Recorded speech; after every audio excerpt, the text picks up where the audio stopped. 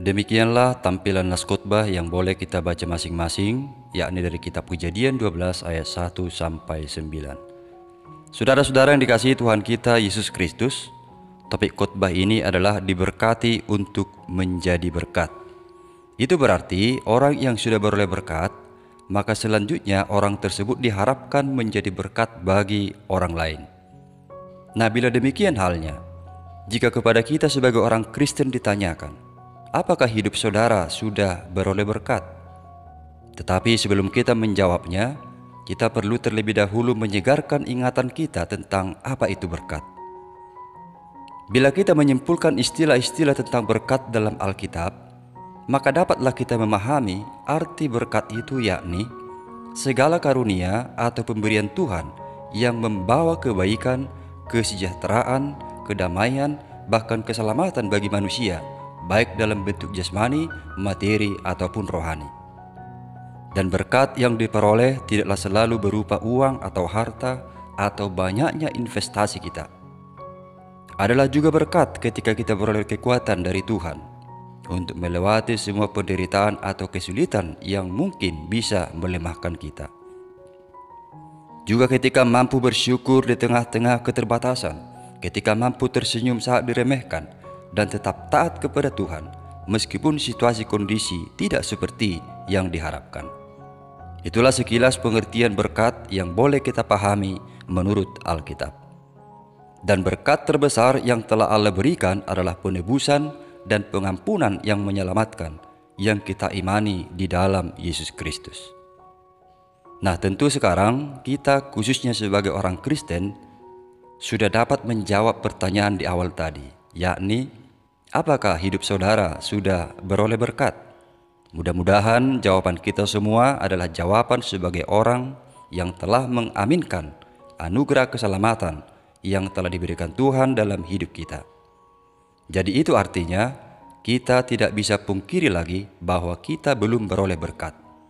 Tetapi sebaliknya, kita semua sebagai orang percaya adalah orang-orang yang telah beroleh berkat karena anugerah keselamatan yang dari Tuhan kita Yesus Kristus. Saudaraku, nas ini berbicara tentang panggilan Tuhan kepada Abram untuk keluar dari negerinya menuju satu tempat yang akan ditunjukkan Tuhan. Dan panggilan itu adalah untuk sebuah rencana yang agung, yaitu agar Abram menjadi berkat bagi semua kaum di muka bumi ini. Dan bagaimana respon Abram? Abram pun mentaati panggilan itu. Dia pergi meninggalkan negerinya dan sanak saudaranya. Pada saat itu umur Abram sudah 75 tahun. Namun sebelumnya Tuhan telah berjanji akan memberkati Abram, sebagaimana yang boleh kita baca pada ayat 2, dan memberi jaminan perlindungan serta penyertaan bagi Abram, sebagaimana yang boleh kita baca pada ayat 3. Dan itu semua adalah demi tujuan panggilan Abram, yakni menjadi berkat bagi semua kaum di muka bumi ini. Artinya, berkat yang dijanjikan Tuhan bagi Abram bukanlah untuk kepentingan Abram dan keluarganya semata. Tetapi berkat itu adalah juga merupakan sarana atau fasilitas hidup demi mencapai tujuan yang telah direncanakan Tuhan, yakni menjadikan Abraham berkat bagi orang banyak. Sebagaimana tadi yang dikatakan firman Tuhan, dan olehmu semua kaum di muka bumi akan mendapat berkat. Kalau kita bertanya, apakah janji Allah dalam tujuan panggilan Abraham menjadi berkat ini sudah digenapi atau belum?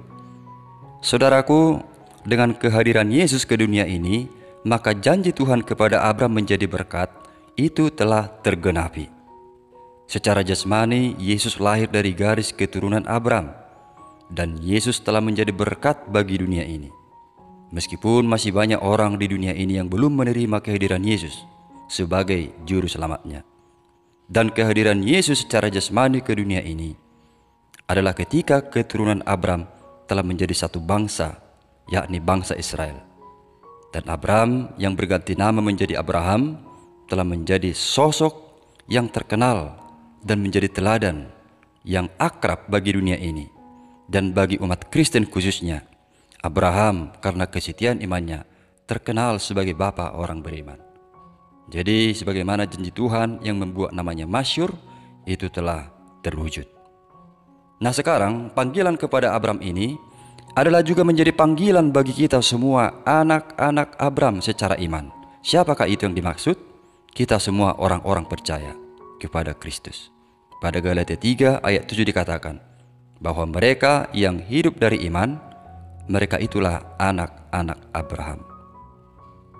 Kita yang sudah beroleh berkat, terlebih berkat rohani, yakni penebusan dan keselamatan dari Yesus Kristus, maka kita dipanggil untuk menjadi berkat, yakni menjadi umat yang memberitakan perbuatan-perbuatan besar dari Kristus yang telah memanggil kita keluar dari kegelapan kepada terang Kristus yang ajaib, sebagaimana yang tertulis pada 1 Petrus 2 ayat 9.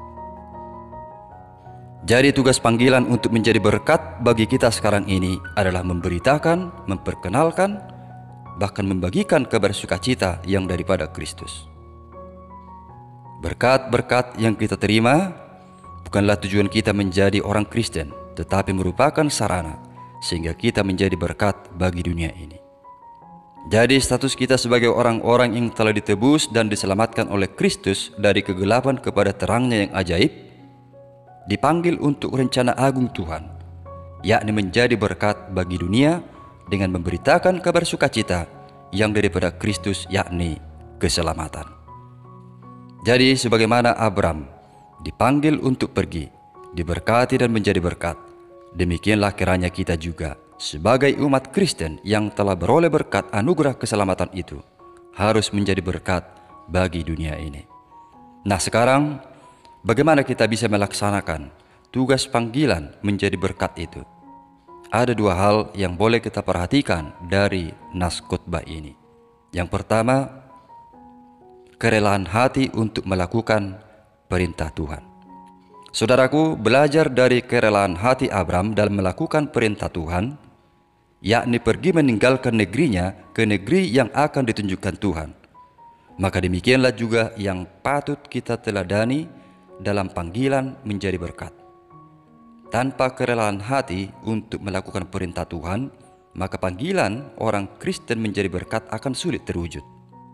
Tetapi dengan adanya kerelaan hati untuk melakukan perintah Tuhan, maka hal itu akan membuahkan hidup kita menjadi berkat.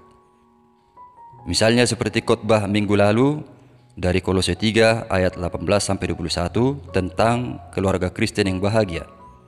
Ketika masing-masing anggota keluarga rela melakukan tanggung jawabnya dalam kasih Kristus, maka keluarga itu akan bahagia dan dengan sendirinya akan menjadi berkat buat sekitarnya.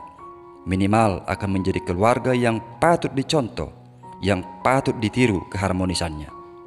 Dan itu menjadi kabar sukacita bagi yang menyaksikannya. Jadi kerelaan hati untuk melakukan perintah Tuhan, inilah salah satu hal yang perlu untuk disadari dan dilakukan dalam panggilan kita menjadi berkat. Tentu setiap orang yang rela melakukan perintah Tuhan, maka dengan sendirinya juga hidupnya akan meninggalkan hidup lama, yakni perilaku hidup yang bertentangan dengan kehendak Tuhan. Dan selanjutnya dia akan melakoni perilaku hidup baru di dalam terang Yesus Kristus. Seperti Abram yang telah meninggalkan negerinya menuju negeri yang baru yang akan Tuhan tunjukkan kepadanya, yakni tanah Kanaan. Abram yang dulunya tidak mengenal Allah yang benar telah menjadi orang yang setia beriman kepada Allah. Dan Abram juga turut membawa keluarganya dan segala harta bendanya untuk mewujudkan tugas panggilan menjadi berkat. Kiranya kerelaan dan ketulusan Abram yang demikian juga menjadi teladan bagi kita dalam mewujudkan tugas panggilan kita menjadi berkat. Segala perintah yang dilakukan secara terpaksa tentu tidak akan membawa sukacita dalam diri orang yang melakukannya dengan terpaksa. Karena itu, marilah menjadi pribadi-pribadi yang rela dan tulus melakukan perintah Tuhan, karena di sana Tuhan juga telah menyediakan janji berkat-Nya. Firman Tuhan pada Ibrani 10 ayat 36 berkata, "Sebab kamu memerlukan ketekunan, supaya sesudah kamu melakukan kehendak Allah, kamu memperoleh apa yang dijanjikan itu." Itu artinya upah sukacita bagi orang yang rela dan tulus melakukan perintah-Nya telah disediakan Tuhan. Yang kedua, tetaplah pelihara persekutuan yang baik dengan Tuhan. Saudaraku, dalam perjalanan Abram menuju negeri yang akan Tuhan tunjukkan kepadanya, Abram selalu memelihara persekutuan yang baik dengan Tuhan. Hal itu dapat kita perhatikan pada ayat 7 dan ayat 8, di mana ketika Abram tiba di dekat Sikem, lalu dia mendirikan mezbah bagi Tuhan. Kemudian ketika Abram berpindah tempat ke pegunungan antara Ai dan Betel, di sana pun Abram juga mendirikan mezbah bagi Tuhan. Itu menjadi indikasi atau pertanda bahwa Abram telah memelihara persekutuan yang baik dengan Tuhan. Saudaraku, kesibukan seringkali menjadi alasan kebanyakan orang Kristen untuk mengabaikan persekutuan mereka dengan Tuhan. Jadi apapun kesibukan Anda, janganlah pernah lalai untuk memelihara persekutuan dengan Tuhan. Percayalah, Anda akan menerima kekuatan dan hikmat dari Tuhan bila Anda memeliharanya dengan baik. Bila Yesus saja tidak pernah mengabaikan hubungan pribadinya dengan Bapa di surga, bukankah kita pun seharusnya mengutamakan hal ini? Saudaraku, kita tidak mungkin bisa menjadi berkat tanpa Tuhan yang berkarya dalam hidup kita. Oleh karena itu, tetaplah pelihara persekutuan yang baik dengan Tuhan, agar hidup kita dimampukan untuk mewujudkan panggilan kita menjadi berkat. Itulah dua hal yang boleh menjadi pesan sukacita dari firman Tuhan bagi kita saat ini.